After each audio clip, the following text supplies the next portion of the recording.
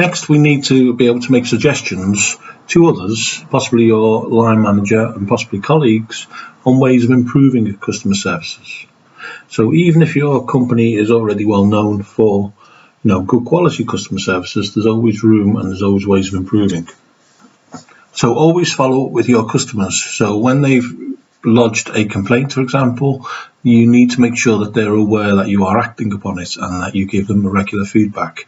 Some complaints obviously may be quite simple and can be dealt with one simple message in response, thanking them for their complaint, thanking them very much for their wish that they would consider purchasing from you again, that type of letter, but explaining what has been done, what will be done, and if necessary, you could send a second letter, email, what have you, to further enhance, or to update them on the states of their complaint.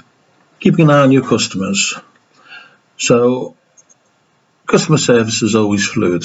What I mean by that is you may think that you have excellent customer service in your company, but over time, other companies may come along and will be much greater, suppliers, or provide much sort of tailored servicing to your customers or their customers. Examples of this were, the days before Amazon came along, and people used to consider online buying was very shady and you'd have no one to talk to, you'd have to speak Chinese or what have you, and then Amazon came along and pretty well changed the marketplace because of the quality of their customer service. There's been examples with computer brands like Dell used to trade for many years on the quality of their customer service, and then eventually were forced to join, like everybody else, into selling at as cheap as possible price, at which point they had to remove pretty well any customer service from their offer. Airlines are the same. Some airlines, well known, Singapore Airlines, for example, well known for the quality of their customer service, both on the actual flights as well as before and after. Other airlines are notorious for their customer services. I'll say no more about that, but they happen to be an Irish company. I'll give you no more clues. Know your products. Every customer service person should know the products they are selling or representing. So your company may have a very broad range of products, in which case you need to be aware at least of each and every one of those products. Because when customers are making a complaint, underlying that complaint is that the customer's point of view, something has gone wrong. But in your point of view, the customer may have made a mistake by choosing the wrong product or choosing the wrong type of product on this occasion, whichever the case may be. So, you need to be aware of your product. You need to also be aware of when the customer is explaining to you this is what the customer expected to happen with this particular product, that you know the product well enough to know that that isn't what is intended with that particular product. And those sort of situations can be alleviated by having good product knowledge. Manners cost nothing, as the saying goes. And in business, it's very true.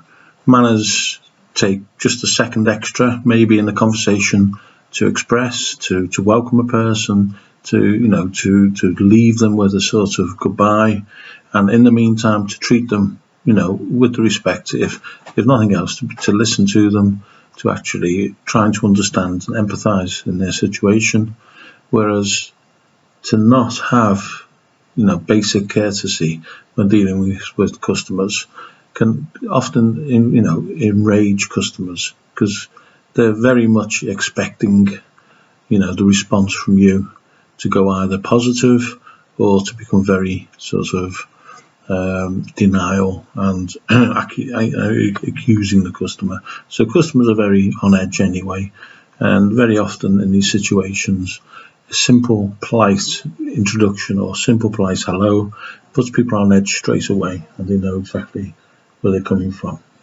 Make it easy to buy. Of course, in many ways, all I've been talking about is really dealing with complaints and dealing with, on the occasions, positive feedback.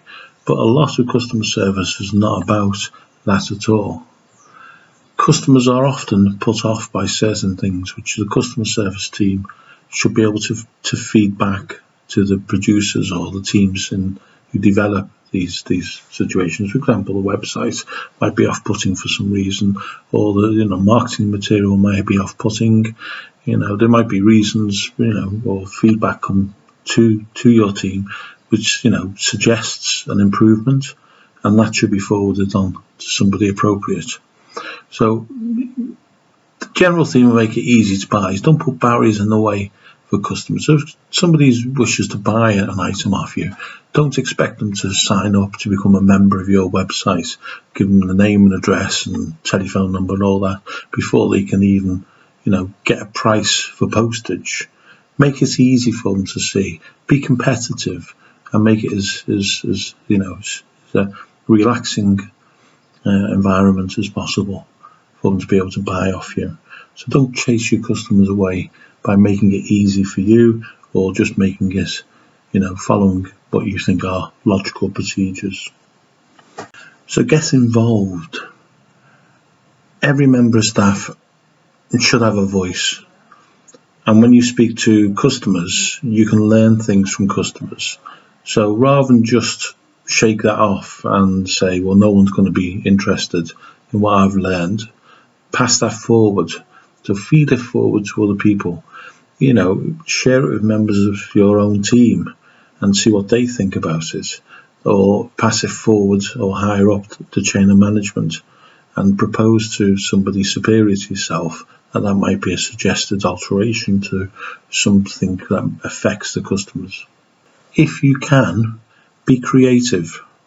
Don't just follow what you think is a golden rule and never decide, well, this is a situation that may, justify going either beyond that rule or to refer it to somebody who can go beyond that particular ruling. Limitations are often implied to frontline customer service staff so that they basically don't give away everything to every single customer who makes a complaint. But there are occasions when this is necessary. And think creatively. If the customer has a valid complaint, then find a solution which is within your power to do so.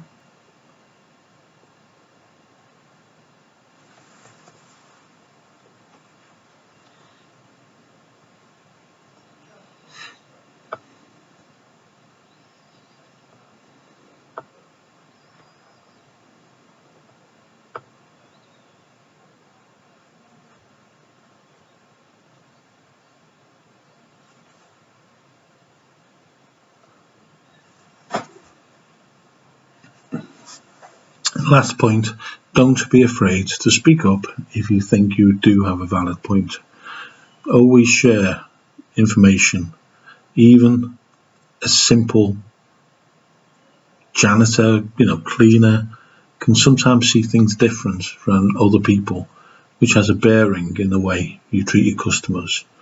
So always look for alternative ways, always look for improvements, but don't then keep them to yourself. Make sure you share them.